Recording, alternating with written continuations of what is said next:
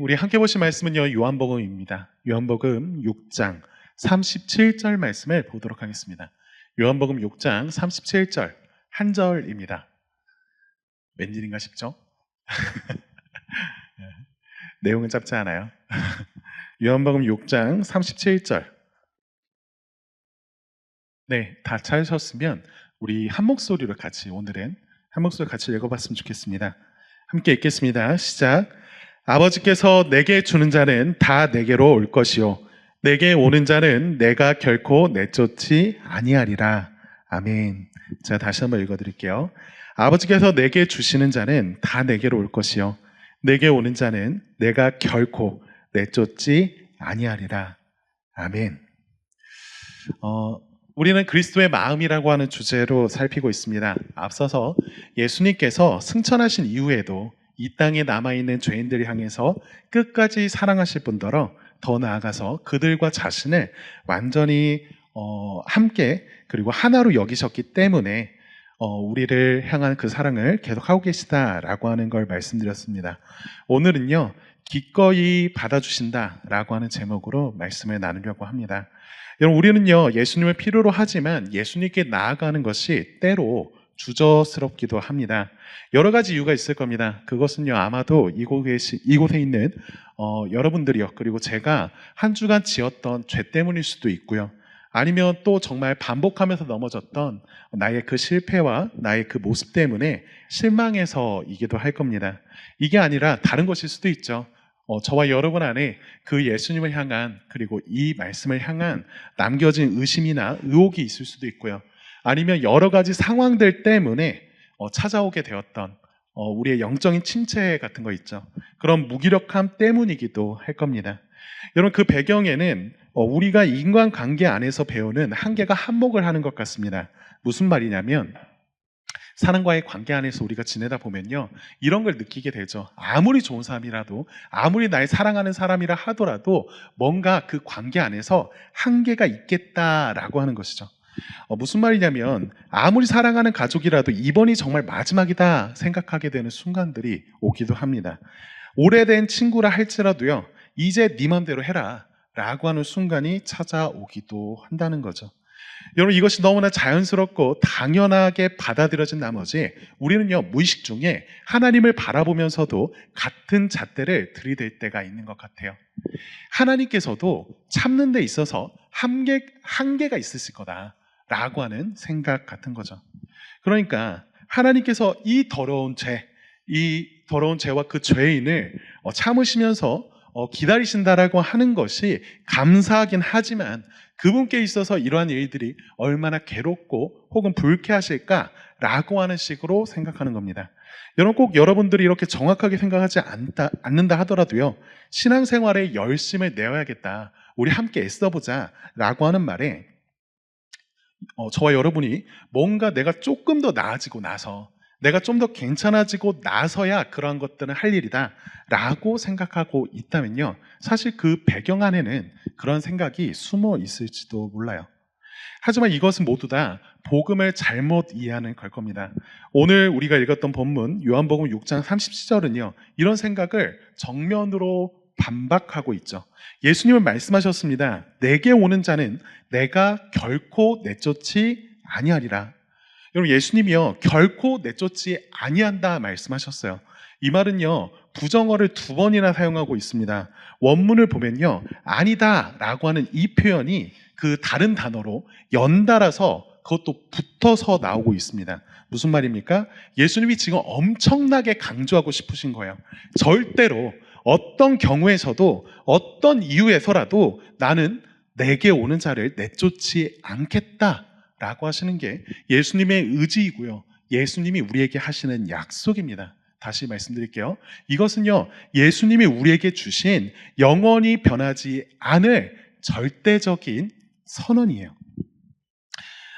이것에 대해서 우리는요, 오늘 우리가 읽은 그 말씀을 통해서 3가지를 좀 살펴보려고 합니다. 첫 번째는 예수님의 이 말씀이 왜 절대적인가, 그걸 살펴보려고 하고요. 그 다음에 2번째로는 이 약속이 언제나 어떤 상황 속에서나 적용되는 것이냐라고 하는 걸 살펴볼게요. 그리고 3번째, 그렇다면 우리는 어떻게 그분께 나가야 되냐, 이 부분을 살펴보도록 하겠습니다. 예수님이 오는 자를 내쫓지 않겠다라고 하는 것이 단지 의무적인 약속이 아니라 더 깊은 차원을 우리에게 말해준다는 것, 그것이 그분의 마음이라고 하는 걸 우리가 함께 나눴으면 좋겠습니다. 먼저로는 이것을 살펴보죠. 내게 오는 자를 결코 내쫓지 아니하리라 라고 하는 이 말씀과 약속이 왜 절대적인가 라고 하는 걸 보죠. 여러분, 이것은요, 결론적으로 말하면 이 약속의 모든 뿌리가 우리의 감정이나 결론이나 우리가 붙잡고 있는 의지에서 오는 게 아니라 예수님의 본성에 뿌리 내리고 있기 때문이에요. 다시 말씀드릴게요.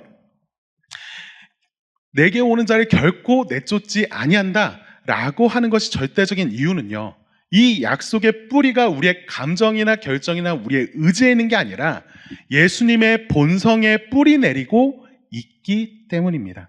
무슨 말인지 좀 더 설명드릴게요. 여러분, 본문 다시 한번 보면 이 37절 한 절에는요, 사실 세 가지의 이야기를 던져주고 있습니다. 여러분, 37절 제가 다시 한번 읽어드릴게요. 아버지께서 내게 주시는 자는 다 내게로 올 것이요 내게 오는 자는 내가 결코 내쫓지 아니하리라. 자, 그냥 이렇게 한 줄로 읽어버렸는데, 여러분, 이게 이 약속이 진짜 절대적인 거다라고 하는 걸 세 부분으로 나눠서 설명해 주고 있어요. 첫 번째는 아버지께서 내게 주시는 자라고 말을 하고 있죠. 이걸 보면 우리가 곧바로 좀 떠올리게 되는 게, 뭔가 하나님께서 예수님께 주신 자들이 온다고 하니까 뭔가 우리가 구원받지 못하는, 내가 그것에 속하지 못한 이유를 생각하기 쉬운데요, 사실 그거를 설명하려고 있는 게 아닙니다. 그게 아니라 우리의 구원의 시작, 우리를 향한 당신의 마음이요, 흔들리는 우리의 결심에서 시작된 것이 아니라 하나님 아버지로부터 시작되었다, 하나님 아버지로부터 선물되었다라고 하는 걸 말씀하시는 거죠. 그렇기에 이것을 보면서 우리는요, 누가 이 구원에 멀어져 있냐, 누가 이 구원에서 탈락할 것인가, 이런 관심이 아니라 주님께 오는 자가, 예수님께 나오는 자가 얼마나 안전한지를 이 말씀을 보며 생각해야 될 거예요. 두 번째로 생각할 것도 그렇습니다. 이어진 말씀이 뭐예요? 아버지께서 내게 주시는 자는 그 다음 다 내게로 올 것이다 라고 말하고 있죠. 주께 오는 자, 그 모든 자들이, 하나님께서 자신에게 맡기신 그 모든 자들이 다 내게로 올 것이다 라고 하는 이 말씀 안에서도 우리가 보게 되는 게 있습니다. 이건요, 조건부 약속이 아니다라는 거예요. 우리가 그냥 읽으면 이런 식으로 느껴져요. 네가 만약에 오잖아? 그럼 내가 받아줄게. 안 오면 어쩔 수 없다 라고 하는 식으로 좀 느껴지죠. 그런데요, 사실 우리가 성경을 읽다 보면요, 하나님의 약속과 명령에는 하나님께서 우리에게 조건적으로 그것을 말씀하시는 것처럼 보이는 게 있어요. 그런데 또 한편으로는요, 절대적으로 하시는 약속이 있습니다. 이 둘의 차이를 간단하게 말씀드리면, 전반부 같은 경우는 우리가 일상적으로 생각하다시피 내가 그걸 해야 함께 이루어져요. 그런데요, 후반부는 뭐예요? 그 절대적인 약속이다 라고 하는 건 어떤 겁니까? 내가 그것을 하지 못하면 하게 만들어서 그렇게 한다는 거예요. 이해되십니까? 그러니까 우리의 마비되어 있었고 죽어 있었던 우리의 모든 의지를 하나님께서 되살려 놓으셔서 움직이게 만드셔서 하나님께로 향하게 만드시겠다, 예수님께로 나아가게 만드시겠다라고 하는 하나님의 절대적인 약속이 담겨있는 게 이 내용입니다. 그렇게 여러분, 예수님께 나아가고 싶은 사람이 있잖아요. 그 모든 발걸음은요, 절대 실패할 수가 없어요. 세 번째, 그리고 나서 이어진 내용은 그거죠. 내게 나오는 자를 결코 내쫓지 아니하리라. 결코 내쫓지 아니한다. 여러분, 이건 어떻습니까? 앞서 말한 것처럼 예수님은요, 이것을 이중부정을 사용해서 선포하셨어요. 여러분, 제가 거창하게 말하는 것 같지만 이 세 가지 내용들이요, 핵심은 결국 이겁니다. 이 모든 약속들, 예수님이 하시는 말이 그냥 조건처럼 던져서 어디 해봐라가 아니고, 이것을 절대적으로 너에게 안심하기 위해서 주는 약속이라는 거죠. 이 삼중 구조가 하나님께서 예수님을 통하여서 하시는 그 일과 그 약속이 우리에게 얼마나 큰 힘이 있는지를 우리에게 보여주고 있습니다. 여러분, 이것을 두고서요, 17세기 청교도 목회자 토마스 구딘이 이렇게 말했어요. 예수님께서 자기에게 나오는 죄인을 결코 내쫓지 않으시는 이유가 있다면 그것은 성부 하나님의 뜻에 대한 최고의 순종이자 그분 마음에 심겨진 거부할 수 없는 사랑의 본성 때문이다 라고요. 이건 길었죠. 뭔 말인가 싶은데 둘로 나누면 이렇게 생각할 수 있습니다. 첫 번째, 아버지가 시켰어요. 그것을 따르고자 하시는 게 예수님이십니다. 그리고 두 번째, 그것을 따르는 건 단지 의무가 아니라 예수님의 마음에 심겨진 법 같다라는 거예요. 여러분, 다시 말씀드릴게요. 첫 번째로 하나님의 아버지의 명령이자 뜻이 이거라고 했죠. 단지 감정만이 아니다라는 겁니다. 예수님이 이 약속을 하실 때 그냥 감정적으로 여러분 듣기에 좋으라고 이 말을 던지는 게 아니다라는 거예요. 그래서 토마스 구디는요, 예수님을 아버지의 뜻을 행하는 착한 아들에 이렇게 비해서 설명을 해주고 있어요. 여러분, 착한 아들은 어떻습니까? 선한 아들. 저는 착한 아들이 아니기 때문에 잘은 모르겠지만 이런 게 있대요. 착한 아들이라면 아버지가 어떤 생각을 하고 있는지 그 부분에 대한 관심을 갖는다는 거죠. 더 나아가서 아빠가 갖고 있는 그 생각과 그 의중을 눈치채는 것만으로 착한 아들은 그것을 위하여서 행하거나 순종할 그 마음이 생긴다라고요. 와닿지 않죠? 이해됩니다. 저도 그래요. 그러니까 이렇게는 우리가 이해할 수 있죠. 정말 아빠를 사랑하는 아들이라고 한다면 아빠가 어떤 생각을 하는지 어떤 걸 바라는지를 아는 것만으로 내가 그걸 행해야겠다라고 하는 충분한 이유가 되겠다라는 거예요. 그런데 하물며 그런 아버지가, 너무나 사랑하는 그 아버지가 명확하게 분명하게 명령한 거라면 그 아들이요, 그것을 얼마나 더 철저하게 지키겠느냐라는 거죠. 그래서 예수님도요, 이어진 말씀에서 이렇게 말씀하십니다. 38절, 우리가 읽지 않았지만요, 제가 읽어드릴게요. 내가 하늘에서 내려온 것은 내 뜻을 행하려 함이 아니요 나를 보내신 이의 뜻을 행하려 함이니라. 여러분, 예수님이 정말 그렇다고 말씀하고 계세요. 지금 자신이 하는 이 말이요, 단지 자기의 뜻을 끝나는 게 아니라 아버지에게로부터 온 뜻이라고 말을 하죠. 예수님께서 죄인이 자신에게 나올 때 그를 내쫓지 않고 영접하시겠다라고 말씀하신 것은요, 예수님이 반드시 지키셔야 되는 아버지의 명령인 겁니다. 두 번째로는요, 이것을 생각할 필요가 있습니다. 이것이 단지 그분께 명령일 뿐 아니라 그분의 마음의 본성이다라는 거예요. 여러분, 제가 아까 전에 법이라고 하는 표현을 써서 이게 딱딱하게 들릴 수 있는데 여러분, 이렇게 좀 생각해 봤으면 좋겠어요. 하나님이요, 예수님의 그 마음에 죄인을 향한 특별한 사랑을 심겨 두신 거예요. 하나님이 그리스도의 마음에 죄인을 향한 특별한 사랑을 심겨 놓으셨습니다. 여러분, 이게 무슨 말이냐면, 여러분, 부모를 봐도 그렇죠. 부모가요, 자녀를 사랑한다라고 하는 것은 다른 아이를 바라보는 것과 좀 다릅니다.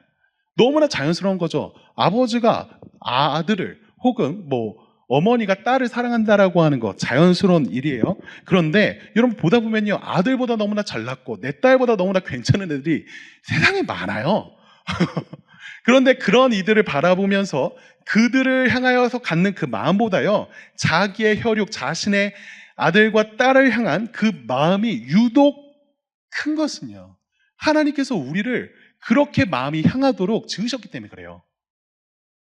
그냥 혈육이 땡기는 거 아닙니까? 이렇게 단순하게 말할 수 있는 거지만, 여러분, 왜 그렇냐고요. 하나님께서 그러한 질서대로 그러한 마음으로서 우리를 지으셨기 때문에 그렇습니다. 그런데요, 마찬가지로 하나님께서 예수님의 마음에 그러한 본성 하나를 심으셨다는 거죠. 예수 그리스도의 마음 깊은 곳에 죄인을 향한 초월적이고 특별한 사랑의 마음을 넣으셨습니다. 그렇게 예수님은요, 죄인들을 바라볼 때요, 연약한 자들을 바라볼 때 그들을 향해서 더 마음이 쏠리게 되어 있다라는 거죠. 좀 더 설명드리면, 여러분, 첫째 아담을 생각해 보십시오. 첫째 아담을 향하여서는 하나님께서 도덕법을, 그러니까 하나님 말씀을 따라라 라고 하는 것 이외에 선악과를 따먹지 말아라 라고 하는 특별한 금지 명령을 주셨죠. 하지만 둘째 아담이신 예수 그리스도께는 도덕법을 능가하는 특별한 법을 받게 된 것입니다. 그게 바로 이 불쌍한 죄인들을 사랑하라고 하는 거예요. 이 불쌍한 죄인들을 향하여서 너의 모든 것들을 내어놓고 그들을 향하라고 하는 것, 그것이 하나님 아버지께서 아들에게 주신 마음에 심기신 법이다라는 거예요. 그래서 시편 40편 8절 말씀은 이렇게 말하고 있습니다. 나의 하나님이여, 내가 주의 뜻 행하기를 즐기오니 주의 법이 나의 심중에 있나이다 하였나이다. 여러분, 이게요, 그냥 우리도 하나님의 말씀과 하나님이 하시는 일들을 보다 보면 굉장히 그것에 대한 감격과 감사가 넘쳐서 이런 표현을 할 수가 있어요. 그런데 여러분 생각해보면 우리는요, 살면서 이 표현을, 이 고백을 계속하면서 사는 사람들이 아니죠. 그렇지 않고 사는 날들이 더 많잖아요. 그러니까 이 말이요, 어떤 시편 기자 한 사람이 단지 그날 분위기가 좋아서 자신에게 좋은 일이 있었기 때문에 감격해서 분위기에 취해서 한 고백이 아니라는 거예요. 여러분, 이 말씀은 예수님의 마음에 새겨진 법입니다.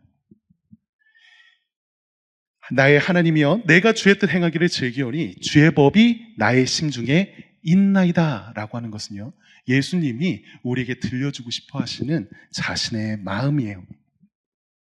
여러분, 그렇다면 우리는 이렇게 말할 수 있을 겁니다. 예수님이요, 죄인을 사랑하는 것은 억지로 하는 일이 아니에요. 예수님이 죄인을 사랑하는 것은 억지로 하는 일이 아니라 자신의 심겨진 그 본성, 예수님의 그 마음의 기울어짐에 따라 자연히 일어나는 강력한 이끌림, 그것이 오늘 우리가 주목하는 예수님의 마음입니다. 여러분, 적용해 보면 이렇죠. 예수님께서 자비에 대해 본성적으로 기울어진 분이시다. 그렇다면 저와 여러분이 죄를 지을 때요, 또 넘어질 때요, 우리가 예수님께 나아갈 수 없다 생각되는 여러 가지 부끄러움들이 있죠. 자격 없음이 있죠. 이 모든 것들이 예수님을 우리에게서 멀게 만드는 게 아니라 그분을 끌어당기게 하는 요인이 된다라는 겁니다. 예수님은 그런 마음으로 가득 차 있는 분이시기에, 마음이 그렇게 기울어져 있기에 여러분들과 저의 그런 연약함을 발견했을 때 그분의 마음은 더 끌림으로 여러분을 찾아오게 된다는 거죠. 이게 예수님의 마음이고, 그렇게 이것은 절대적입니다. 여러분, 그렇다면 이게 정말 그런지 우리가 따져볼 필요가 있죠. 여기까지 들으면 그냥 듣긴 좋다. 근데 우리의 실제 삶에서 정말 그러냐? 내가 살고 있는 삶 안에서 내가 죄를 짓고 누구에게 말할 수 없는 그 심각한 죄 가운데에서는 사실 이런 말 하기가 쉽지 않잖아요. 정말 그랬으면 좋겠다라고 말하고 싶지만 그것이 나에게도 정말 있을 수 있다라고 말한다는 것에 있어서 우리 확신 갖기가 쉽지가 않습니다. 여러분, 그렇게 우리는요, 성경이 말하는 것을 주목할 필요가 있어요. 성경 안에서, 그 성경의 역사 속에서 신앙의 선배들이 어떠한 고백들과 어떠한 경험들을 해왔는지를 우리가 보았으면 좋겠는데요, 4가지의 경우를 생각해 봤으면 좋겠습니다. 첫 번째로는요, 이런 경우예요. 우리가 이게 죄인지를 알면서도 넘어질 때 있잖아요. 죄인지를 알면서도 다시 넘어졌을 때, 그때 예수님은 그런 우리를 정말 기꺼이 받아주시냐? 여러분, 이런 질문 해볼 수 있죠. 여러분, 이때 우리가 떠올릴 수 있는 인물 중에 한 명이요, 사도 베드로입니다. 제가 작년 이맘때인가요? 작년 겨울이었던 것 같긴 한데, 그 겨울에 그 베드로에 관한 설교를 했던 적이 있습니다. 2번 나눠서 금요일교대 때 나눴던 것 같은데, 사실 거기에서 나누었던 이야기도 마찬가지죠. 여러분, 베드로가 누구입니까? 예수님과 가장 가까이에서, 자기가 수제자라고 하는 말을 직접 한 적은 없어요. 그런데 그 곁에서 항상 머물러 있으면서 가장 가까이 있었던 제자이죠. 그러니까 베드로는 능히 사람들에게 이렇게 외칠만 했습니다. 다른 제자들이 예수님 당신 버릴지라도 나는 결코 당신을 떠나지 않겠습니다. 당신을 버리지 않겠습니다. 라고 외칠만 하게 살았어요. 그런데 그 결과가 뭡니까? 우리가 이미 알고 있죠. 베드로는요, 예수님을 3번 부인합니다. 그리고 닭이 울자, 예수님께서 말씀하신 대로 그 닭이 울어버리니까 이 베드로가요, 밖에 나가서 심히 통곡하게 되었죠. 왜요?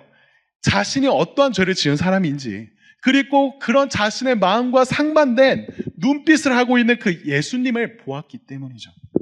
이런 베드로에게 부활하신 예수님이 다시 찾아왔을 때요, 베드로가 뭐 하고 있었습니까? 다시 물고기 잡고 있었습니다. 왜요? 자기는 더 이상 자격이 없다라고 생각했기 때문이죠. 그런 그에게 예수님이 와서 어떻게 하십니까? 예수님은요, 이 베드로에게 훈계하지 않으세요. 조건에 따져서 가르치지 않으세요. 그것보다는요, 먼저 이렇게 말씀하시죠. 와서 조반을 먹으라. 여러분, 예수님께서요, 먼저 찾아오셨고요, 베드로가 먼저 찾아온 게 아니라 주님이 먼저 찾아오셔서 밥을 손수 지어서 그를 먹이셨습니다. 그러고서 그에게 물으시죠. 네가 나를 사랑하느냐? 여러분, 목이 막힐 만한 상황이에요. 이걸 똑같이 3번 묻습니다. 생각나는 게 있잖아요. 자신이 지은 죄가 있는데 여기서 어떻게 내가 사랑한다고 쉽게 말을 하겠어요. 하지만 자신의 마음을 이분 앞에서 꼭 말하고 싶었어요. 계속 이것 때문에 힘들었거든요. 그러니까 내가 주님을 사랑한다라고 말합니다. 그렇지만 이 3번째 질문이 오게 되었을 때 이 베드로는요, 더 이상 자신이 정확하게 그렇다라고 말하는 게 주저스러워지죠. 그러니까 뭐라고 말해요? 주님이 아십니다 라고 말합니다. 여러분, 예수님께서요, 이 모든 질문을 하시면서 하고 싶었던 게 뭘까요? 베드로를 괴롭히는 것? 그거 아니죠. 베드로를 다시 되돌려 놓고 싶은 겁니다. 결코 자신에게 나오는 자를 결코 내쫓지 않는 그 예수님의 마음이요, 이 사람에게 닿을 수 있도록, 확신할 수 있도록 그에게 딱 맞는 일로서 이 일들을 행하고 계신 거죠. 누군가는요, 이렇게 물을지도 몰라요. 아니, 그 죄를 지어도 결국 내쫓지 않는다, 결코 내쫓는 일이 없다 라고 하면 이거 일종의 방종 아니냐. 사람들이 이걸 이용해서 마음껏 자기가 죄를 짓도록 만드는 뭐가 되는 건 문제가 아니겠냐 라고 하는 식이죠. 여러분, 그렇지만 보십시오. 베드로가 회복된 것은요, 다시 한번 말씀드리지만 예수님이 너 이번이 마지막이야 라고 하시는 그 훈계나 경고가 아니었고, 와서 조반을 먹으라 하셨던 그분의 넓은 환대 때문이었습니다. 사람을 변화시키는 건 그래서 그래요. 내쫓길지 모르는 공포 때문에 사람이 변하는 건 잠깐입니다. 하지만요, 그럼에도 불구하고 결코 내쫓지 않으시는 그분의 끊임없는 용납하심이요, 그분의 그 사랑이요, 결국 그를 숨게 만드는 게 아니라 변화되게 만드는 거죠. 여러분, 진짜 복음을 만난 사람은요, 이렇게 고백하게 되는 거죠. 이제 내가 마음껏 죄를 지어도 되겠구나가 아니라 어떻게 이런 나를 포기하지 않으시는가라고 하는 그 감격 때문에요, 그 죄를 지을 힘을 잃어버리게 되는 게 그 복음을 만나는 사람들의 고백입니다. 여러분, 그렇다면 우리도 말할 수 있습니다. 또 실패하고 넘어진 저와 여러분이요, 여전히 이 예수님의 식탁에, 그분의 따스함에 초대받고 있다고요. 우리는 매주일 성찬 때 이곳을 경험하고 있죠. 여러분, 그 성찬 때마다 이런 고민하고 계신 분들 있을 줄 압니다. 주님께로 나아오십시오. 그분이요, 당신에게, 저와 여러분에게 자신의 살과 피를 찢어서 낳아주는 걸 결코 아까워하지 않으십니다. 그분은 그 모든 때, 야, 너 또 그러고 왔냐? 라고 말씀하시는 게 아니라 기꺼이 너에게 나의 사랑이 더 필요하다라고 하는 걸 느끼시면서 여러분을 더욱 끌어안으신다라는 거죠. 여러분, 두 번째로 살펴볼 사례는요, 다윗과 밧세바에게 있었던 사건입니다. 다 알고 있죠. 여러분, 이때 다윗은요, 누가 보더라도 심각한, 더없이 깊은 죄에 빠져 있었습니다. 여러분, 우리도 그럴 때 있잖아요. 아니, 앞에서는 그냥 반복해서 어떤 사소한 죄 지은 거지, 실제로 누가 보더라도 이건 용서받지 못할 만한 심각한 죄면 그거는 예수님이 그런 나를 받아주신다라고 어떻게 생각합니까? 전혀 그럴 수 없을 것 같습니다 라는 거예요. 여러분, 근데 이 다윗이 범죄했던 그 일들을 보면요, 이런 내용이에요. 사무엘하 11장에 나와 있는 내용입니다. 하나님의 사람이라고 불렸던 그 다윗이요, 간음을 했죠. 나아가서 계획적인 살인을 범했습니다. 그리고 선지자 나단의 책망에 울고 불면서 간구하는 내용이 우리가 읽고 있는 시편 51편에서의 고백이에요. 여러분, 이때 다윗이 두려워하면서 외치는 말들이 있는데, 그때 그 다윗이 두려워하고 있는 게 있다면 그게 뭘까요? 사람들이 자신을 이전과 같지 않게 바라보는 것? 혹은 사람들의 그런 비난과 잃어버린 영향력 때문에 두려워할까요? 그런 거 있을 겁니다. 하지만요, 다윗이 가장 두려워한 게 있다면요, 이것이죠. 하나님께 내쫓김 당할까 하는 것 때문에 그는 두려워했습니다. 하나님이 내게서 얼굴을 가리시는 게 두려웠어요. 그래서 이렇게 고백을 하죠. 시편 51편 11절 말씀입니다. 나를 주 앞에서 쫓아내지 마시며 주의 성령을 내게서 거두지 마십시오. 여러분, 이런 다윗의 고백에요, 하나님이 어떻게 반응하십니까? 선지자 나단을 통해서요, 그 다윗의 책망했었던 그 하나님은요, 나단을 통해 다시 이렇게 말씀하십니다. 여호와께서도 당신의 죄를 사하셨나니 라고 말씀하게 하시고요. 더 나아가 그로 하여금 구원의 즐거움을 회복하게 하십니다. 그리고 사도행전 13장 22절에서 다윗은요, 여전히 하나님께 마음이 합한 자라고 소개되고 있죠. 우리도 마찬가지라는 거예요. 우리가 아무리 심각한 죄를 짓고 그래서 성경이 말하는 용서받지 못할 죄를 내가 짓고 있는 건 아닐까 하면서 두려워하는 사람이 있다면요, 여러분 오늘 본문을 다시 한번 주목하십시오. 내게로 오는 자는 내가 결코 내쫓지 아니하리라 라고 말씀하시죠. 여러분, 내게 오는 자, 이거요, 잘 보면 현재 분사형으로 쓰여 있습니다. 무슨 말이냐면 주님을 거부하고 끝내 돌아서는 자는 그분께로 오지 않는 자인 것이지 왔는데 내쫓기는 자는 아니다라는 거예요. 무슨 말입니까? 저와 여러분이요, 죄 때문에 괴로워하면서 이 자리에 앉아 있다면 저와 여러분 결코 그 선을 넘은 게 아니다라는 거예요.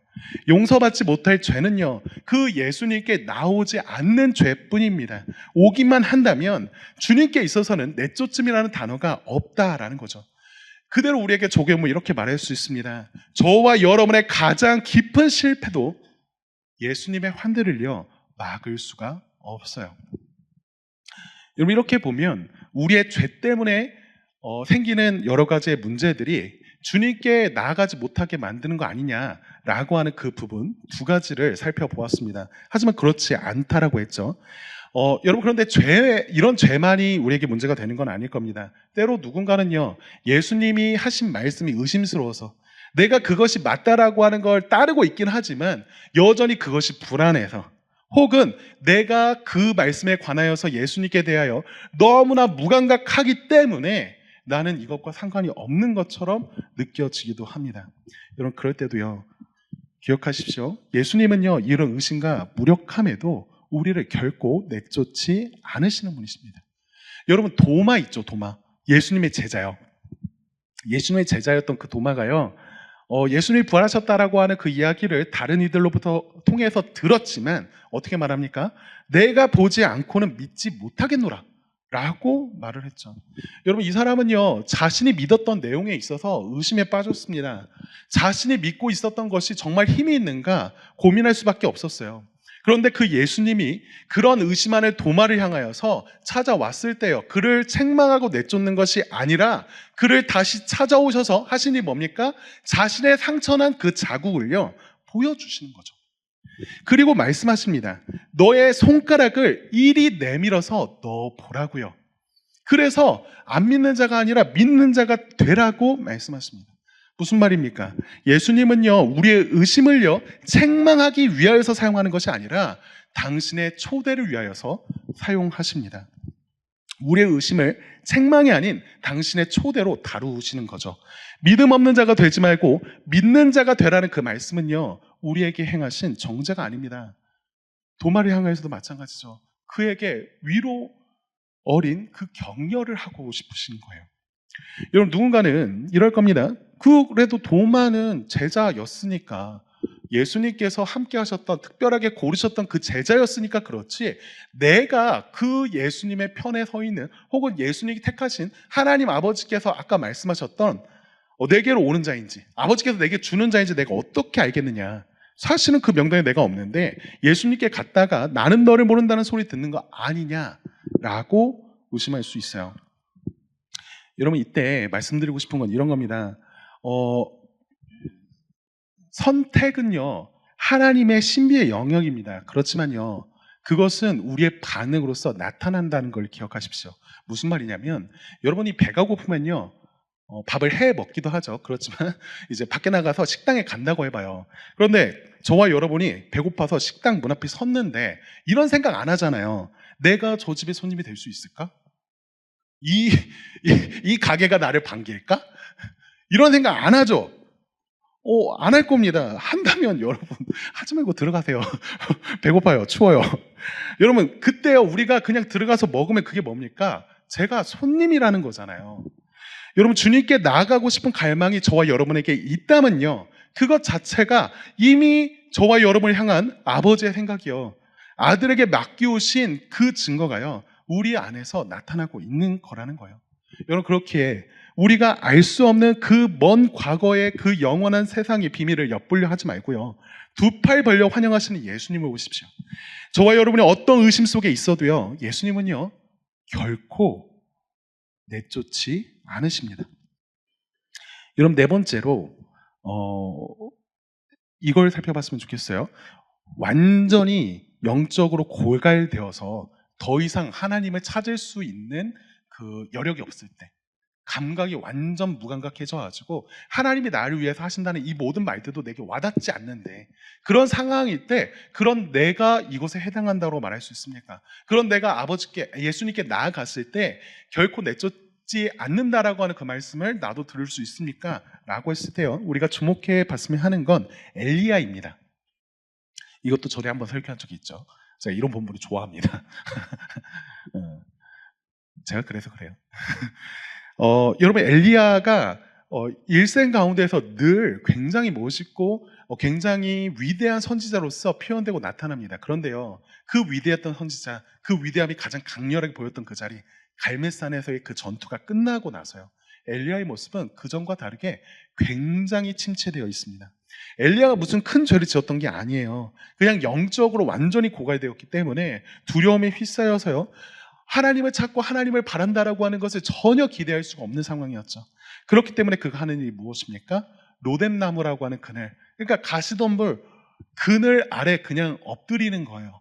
여러분, 가시덤불이 얼마나 그늘을 만들어낼 수 있겠어요? 그것도 저 중동 땅에 뭐 없죠. 근데 거기라도 누워서 잠깐 쉼을 구하면서 이제 나는 죽고 싶습니다. 하나님, 당신께서 나에게 허락하신 것이 이 정도라고 한다면 난 여기서 끝나고 싶습니다. 라고 말하는 그 엘리야한테요, 하나님 뭐라고 하십니까? 천사를 보내시죠. 그를요, 떡과 물로써 먹이고 마시우게 하십니다. 여러분, 이때 엘리야가요, 뭐 달리 생각하게 되거나 달리 마음 먹는 게 없어요. 예수님께서, 하나님께서 그 일들을 여러 번 하십니다. 그러면서요, 그를 다시 일으켜 세우세요.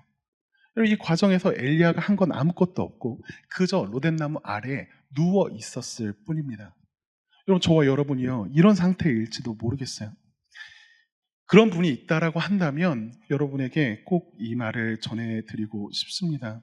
여러분, 예수님의 마음에 그 연약함을 향한 끊임없이 타오르는 기울어진 마음이 있다라는 걸 기억하십시오. 토마스 구디는요, 주님의 마음이 빈손으로 오는 자에게 더 크게 반응한다라고 말을 합니다. 왜냐하면 그 자비라고 하는 것은 그 빈곤함, 그 연약함, 그 죄됨을 만났을 때요, 더 크게 타오르기 때문이죠. 예수님은요, 저와 여러분의 열정을 보는 게 아니라 저와 여러분의 없음을 주목하십니다. 우리가 아무것도 그분께 가져오지 못한다라고 해서 그분을 실망하시는 게 아니고요, 그분은 그런 우리를 채워주시겠다라고 하는 생각 안에서 가장 크게 행복해 하십니다. 여러분, 우리가 발견했던 예수님의 영광이 그런 것이죠. 여러분, 우리가 나아갈 힘이 없다고 느낄 수 있습니다. 이런 모든 좋은 말에도 결국 나는 그분께 나아갈 힘이 없다. 그런데 왜 오라 하시냐? 여러분, 주님이 우리에게 오라고 하시는 것을 조금 더 설명드릴게요. 내게로 오라고 하시는 그 예수님의 말이요, 저와 여러분에게 어떤 노력이나 노동을 통해서 그 자격을 얻으라고 요구하시는 것이 아닙니다. 그것은요, 너가 고쳐질 자리, 너가 회복될 자리가 어디에 있다라고 하는 걸 말씀해 주시고 초대해 주고 싶으신 거예요. 이건 무슨 말이에요? 예수님은요, 저와 여러분을 향하여서 어떤 도구나 기계처럼 여기시는 게 아니라 저와 여러분 바라보실 때 당신의 사랑하는 사람으로서 바라보신다는 거죠. 예수님께서 오라고 하시는 말은요, 사실 이런 말이기도 합니다. 이제 그만 도망치라고요. 성경에서 말하는 오라고 하는 그 말씀은요, 어떤 먼 거리를 네가 이동해 내라고 하는 것이 아니라 하나님께로부터 도망치던 그 걸음을 이제 멈추고 이제 내려놓으라는 거예요. 이제 쉬라는 겁니다. 이제 그만 힘을 빼고 그분을 향하여서 쓰러지라는 거죠. 여러분, 우리가 그분께 나아갈 힘이 하나도 없다라고 한다면 여러분, 빈손으로 오십시오. 여러분, 그거면 됩니다. 주님의 자비는요, 우리의 없음을 보고 당신의 가장 큰 영광을 나타내 보이실 거예요. 여러분, 우리가 할 일이 무엇입니까? 그분을 향하여서 엎드리는 거예요. 그냥 쓰러지는 겁니다. 그것이 그분께 나오는 길이에요. 여러분, 그럼에도 불구하고 그분께 나아간다라고 하는 것이 너무 막연하게 느껴질 수 있을 것 같습니다. 그렇기에 다시 한번 이런 부분을 다루었으면 좋겠어요.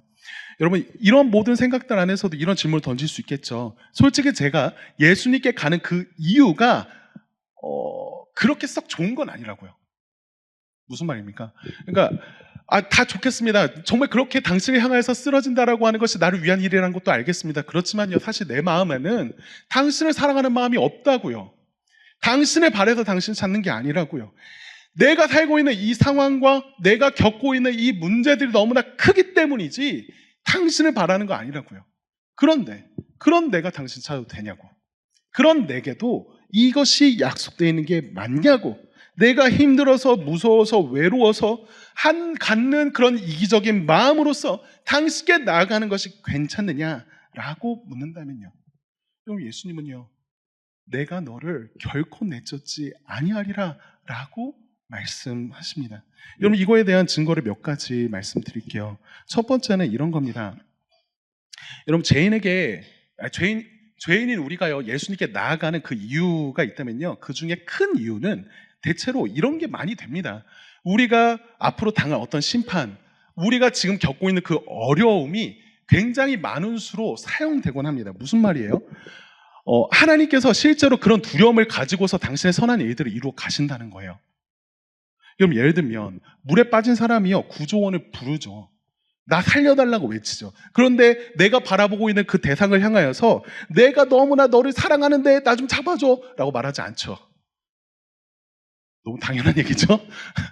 그러지 않아요. 그렇지만 자기가 살고 싶어서 자기를 위하여서 그렇게 부르는 거죠. 하나님은요, 그런 우리의 인간적인 본능을요, 살고 싶다라고 하는 그 마음을요, 사용하셔서 예수님께로 여러분을 부르고 계신 겁니다. 여러분, 지옥의 형벌을 피하고 싶어하는 그 마음이 있다면 우리가 지금 당하고 있는 이 땅에 임한 어떤 지옥의 모습들에서 건진받고 싶어하는 그 마음이 있다면요, 그것은 하나님이요, 저와 여러분의 영혼을 깨우시기 위해서 흔들고 계신 것지도 몰라요. 여러분, 탕자를 생각해 보십시오. 얘 이름은 탕자는 아니에요. 둘째 아들이었습니다. 근데 이 둘째 아들이요, 다시 아버지께로 돌아왔을 때 그 돌아오게 됐던 그 배경, 그의 마음에는요, 아빠가 나를 얼마나 사랑하는지 내가 확신했기 때문에 나아갔던 게 아닙니다. 그렇죠. 거기 가면 배는 굶지 않겠다는 거였어요. 이렇게 살다가 내가 죽겠다라는 거였습니다. 그런데요, 아빠가요, 이가 나왔을 때, 이 둘째가 나왔을 때 얘가 나에게 왜 왔는지를 따져 물었던 게 아니죠. 그저 달려 나아가서 그를 끌어안고 그에게 입맞춤하지 않습니까? 예수님도 마찬가지입니다. 저와 여러분이 어떤 이유로 그분께 나아가든요, 예수님은 당신께로 나오는 자들을 결코 밀어내지 않으십니다. 왜요? 예수님의 자비하심이요, 저와 여러분이 갖고 있는 이기심보다 커요. 여러분, 두 번째로 이렇게 말할 수도 있어요. 요한복음 6장 37절, 이 말씀을 예수님이 조건으로 말씀하신 게 아니다라고 하는 걸 다시 한번 주목하면요, 예수님은 나를 지극히 사랑하며 오는 자를 그리고 순수한 동기로 오는 자는 내가 이렇게 결코 내쫓지 않겠다라고 말씀하신 게 아니었습니다. 그저 내게 오는 자는이라고 말씀하셨죠. 여러분, 예수님이 직접 그렇게 말씀하셨다는 거예요. 너의 동기가 무엇인지 상관없다고요. 그 예수라고 하는 분에게로 나온다면, 그 발을 들이민다면, 그분을 향하여서 우리가 쓰러진다면 그 자체가 당신께 있어서는 너를 밀어낼 수 없는 이유라고요. 예수님은 저와 여러분의 그 마음의 중심을 검사해서 통과시키는 분이 아니고요, 그런 저와 여러분을 건지시기 위해서 오신 구원자이시기 때문이죠. 여러분, 존 버년이라고 하는 사람이 있습니다. 이 사람은요, 청교도 중에 여러분들도 많이 읽은 책이죠. 철로역정이라고 하는 책으로 유명한 사람입니다. 근데 이 존 버년이 다른 청교도들과 다른 점이 하나가 있어요. 그게 뭐냐면, 다른 청교도들은 대체적으로 굉장히 학식이 뛰어납니다. 엄청나게 공부했고 되게 체계적인 그 교육 안에서 자신의 공부들과 그리고 이런 신앙들을 가지고서 말씀들을 정하는 경우가 되게 많거든요. 그래서 읽다 보면은 너무 이렇게 정확하고 분명하게 얘기하는데 너무 말이 많아가지고 지칠 때가 있어요. 근데 어, 존 번연 같은 경우에는 되게 독특하게도 이 사람은 그렇게 뛰어난 학교를 나오지 않았어요. 이 사람이 일평생 원래 했던 일이 사실 구두 땜장이었거든요. 어떤 교육을 제대로 받지 않았던 사람이고 나중에 감옥에 잡혀 들어가게 되는데 그 제목이 뭐냐면 허락받지 않았는데 설교해서요. 그러니까 정식적인 신학교 이런 거 나온 적도 없어요. 그런 게 있으면 뭐 변명이라도 해보겠지. 근데 그런 적이 없던 사람이 이 오늘 우리가 읽었던 요한복음 6장 37절 이 말씀 한 구절 가지고 굉장히 방대한 책을 하나 써냅니다. 그게 뭐냐면 우리나라에서는 내게로 오라라고 하는 번역으로 이렇게 책이 나온 걸로 알고 있어요. 그 책인데요. 그 책이 언제 쓰였냐면 이 사람이 나중에 그렇게 감옥에 가가지고 거기에서 있는 동안에 쓰였던 책입니다. 근데 그런 책 안에서 이 본문을 되게 다양하게 다루는데 거기도 이런 말을 하나 하더라고요. 만약에 너가 너의 동기를 가지고서 계속 고민하면서 주님께 나아가는 것을 고민하고 있다면 그것은 사실 너로부터 온 생각이 아닐 수 있다라고요. 뭔 말인가 싶죠? 이런 말인 겁니다. 여러분이 하고 있는 그 생각 너머에서요, 사단이라고 하는 애가, 사단은 너무 한자인가요? 사탄이라고 하는 애가요, 나쁜 생각을 계속 밀어넣고 있는 것일 수 있다라는 거죠. 왜요? 사탄은요, 저와 여러분이 예수님께 나아가는 게 싫어요. 너무나 싫습니다. 그렇게 자신이 할 수 있는 일이 있다면 무엇이라도 하는 게 얘네들입니다. 여러분, 죄가 많다고 협박해도 안 통하면요, 얘 사단이가 이렇게 하는 거죠. 네 마음, 지금 네가 읽고 있는 그 마음 사실 가짜 아니냐? 너가 갖고 있는 그 죄들, 네가 행했던 것들을 생각해 봐라. 죄책감을 계속 일으키고요. 그런 것 안에서 네 마음은 사실 다 가짜이기 때문에 하나님이 예수님이 안 받으셔. 너는 이거에 해당하지 않아 라고 하는 식으로 속삭인다라는 겁니다. 여러분, 번연은요 이런 마음에 대해서 갖고 있는 사람들을 향해서 이렇게 말합니다. 설령 여러분의 마음이 100% 이기적인 마음으로 가득 차 있다 하더라도 그 발걸음을 예수께로 향하십시오. 그분은 여러분의 부정한 동기까지도 씻어줄 수 있는 분이십니다 라고요. 여러분, 한 가지 더 증거할 수 있습니다. 여러분, 배고픈 거지가요 빵집 주인에게 오는 이유 뭘까요? 갑자기 왜 빵까지 나와? 제가 빵을 좋아해요. 빵집 주인을 존경해서 그 빵집 주인에게 찾아가는 게 아니죠. 배가 고파서입니다. 아까 식당 비유랑 마찬가지인 거예요. 하지만 주인에게 과분한 대접을 받고 나면요, 배가 채워지고 되면요, 그때부터 주인을 사랑하게 되죠. 자신은 사실 이런 빵을 얻을 수 없었거든요. 마찬가지입니다. 우리는 그리스도를 사랑하기 때문에 예수님께 가는 것이 아닌 날들이 많습니다. 그게 아니라 예수님께 가서 그분의 사랑이 어떠한지를 경험했기 때문에 비로소 그분을 사랑하게 돼요. 예수님은요, 여러분들에게 처음부터 순수하고 완전한 사랑을 갖고 오라고 말씀하시는 분이 아닙니다. 왜요? 저와 여러분이 병자인 걸 아세요. 저와 여러분들이 어떤 부분에서 연약하고 넘어지는지 아십니다. 그렇게요, 그냥 나오라고 말씀하십니다. 여러분, 그러면 구체적으로 어떻게 나아가야 될까요? 세 가지를 말씀드립니다. 첫 번째, 숨지 말고 나아가십시오. 여러분, 성도들은요 늘 조금만 더 정리하고 조금만 더 괜찮으면 그때 갈게요 라고 말을 합니다. 하지만요, 지금 말씀은 우리에게 이렇게 말하고 있는 거예요. 예수님께 갈 수 있는, 예수님을 향하는 가장 좋은 상태가 있다면 당신이 가장 절망스러운 그때라고요. 저와 여러분의 연약함이 드러나는 그때야말로 그분께로 나아갈 가장 좋은 시기라고 말하고 있습니다. 여러분, 씻고 오는 게 아닙니다. 씻으러 가는 겁니다. 자격을 갖추고 가는 게 아닙니다. 자격을 얻으러 가는 것이죠. 주님은요, 저와 여러분의 있는 모습 그대로를 용납하시기 위해서 자신의 두 팔을 활짝 열고 서 계십니다. 두 번째, 여러분, 작은 걸음으로 시작하십시오. 여러분, 베드로가요, 주여 그러하나이다, 당신께서 아십니다 라고 하는 그 말 한마디로 충분했습니다. 여러분, 도마는요 그 자리에 있는 것만으로도 충분했습니다. 여러분, 다윗은요 내가 여호와께 죄를 범했다 라고 하는 그 고백만으로도 충분했습니다. 저와 여러분의 고백과 여러분의 삶이 충분하지 않아도 괜찮아요.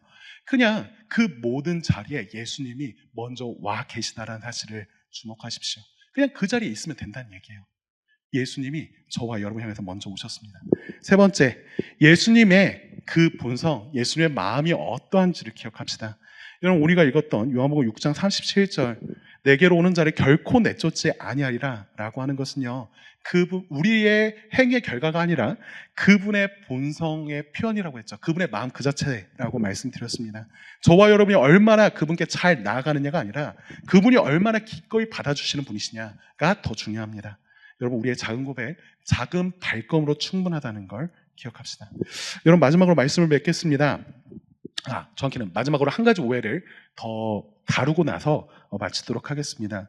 여러분, 하나님이나 그 예수님이요, 우리를 용납하신다, 기꺼이 용납하신다라고 하는 표현을 제가 쓰려다가 기꺼이 받아주신다 이런 제목으로 바꿨는데요.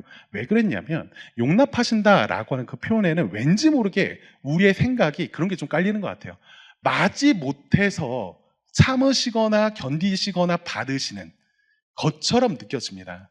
그러니까 법적으로 이게 문제가 해결됐기 때문에 어쩔 수 없이 하나님 아버지도 그런 우리를 받을 수밖에 없었다라고 하는 식으로 생각하게 되기 마련이죠. 그렇지만요, 여러분, 제가요 이번 한 주를 좀 보내면서 오늘 설교를 준비하다가 보게 되었던 기사가 하나 있었습니다. 그 기사가 뭐였냐면, 그냥 스쳐 지나가듯 봤던 기사거든요. 그 기사 내용은 딱 이런 거였어요. 어떤 아빠가 머리를 밀고요, 그리고 머리에다가 칼로 자국을 냈더라고요. 그러니까 이제 모습을 보니까 뭔가 뱀 모양처럼 이렇게 S자로 이렇게 그어져 있어가지고 뭐지 싶었습니다. 뭔가 이 사람이 좀 무섭다. 되게 깡패 아닌가?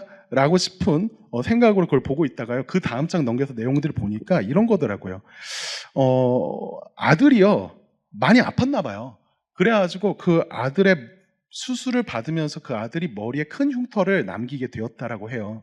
그러니까 이제 이 아들이 어떻게 했어요? 그 머리에 남은 그게 너무나 부끄럽고 좀 싫어가지고 항상 이제 풀 죽여서 이렇게 지냈던 거죠. 그러니까 아빠가 한 일이 무엇이냐면, 아들로 하여금 그 부끄러움에서 벗어나게 해주고 싶어서 아빠가 자기의 머리에도 똑같이 밀어버리고 나서 자기의 머리에 그런 수술 자국과 같은 모양을 냈다는 거예요. 여러분, 처음에는 좀 이게 되게 괴이하다라고 볼 만한 사진이었는데요, 이 내용을 기사를 읽고 나서 그걸 보니까요, 아빠가 애를 향하여서 전해주고 싶었던 것이 무엇인지를 명확히 알게 되었습니다. 그럼 뭡니까? 내가 너를 이만큼 사랑한다라는 거잖아요.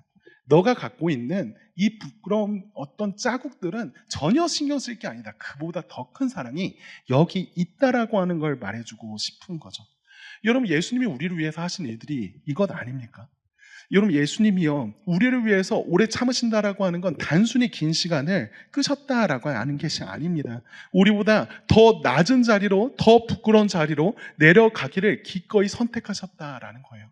그분이요, 힘들어하면서 저와 여러분 같은 죄인을 참으신 것이 아니라 그런 우리를 위해서 당신의 존재를 내던질 수 있는 분이셨다라는 겁니다. 그분이요, 우리에게 보여주신 그 사랑의 증거, 그것이 이 십자가의 증거 아닙니까? 여러분, 우리가 당해야 될 모든 수치와 상흔을요, 예수님께서요 자신의 몸과 영혼에 직접 새기심으로 우리를 향하여서 외치고 계신 거죠. 너가 기억하고 바라봐야 될 건 그 수치가 아니라고요. 너가 행하고 있는 그 죄가 아니라고요. 너가 바라봐야 될 건 내가 너를 향해서 갖고 있는 이 사랑이 얼마나 큰지를 말해주고 싶은 거잖아요. 여기에 기대라고 말해주고 싶은 겁니다. 여러분, 저와 여러분을 부르시는 그리스도의 마음이요, 죄인을 기꺼이 용납하시고 환영하시는 그 마음으로 가득하다라는 거 하는 걸 주목합시다. 이것을 이 이상 예수 그리스도의 그 십자가 외에 무엇으로 더 증명할 수 있겠습니까? 여러분, 어떠한 자격 없이요 그분께 나아가도 됩니다. 그분이요, 우리를 사랑하신다라고 하는 것, 저와 여러분에게 어떠한 죄와 죄책감과 수치와 부끄러움이 있다 하더라도요, 그분이 우리를 사랑하신다는 것, 우리가 얼마나 계속 의심하며 두려워하며 걱정한다 하더라도 그분이 우리를 사랑하신다라고 하는 것, 이것을 보게 된다면요, 우리의 마음은요 그분을 향할 수 있습니다. 예수 그리스도께로 오십시오. 충분히 사랑해서가 아니라 우리는 사랑받아야 합니다. 그가 기꺼이 우리를 받아주실 겁니다.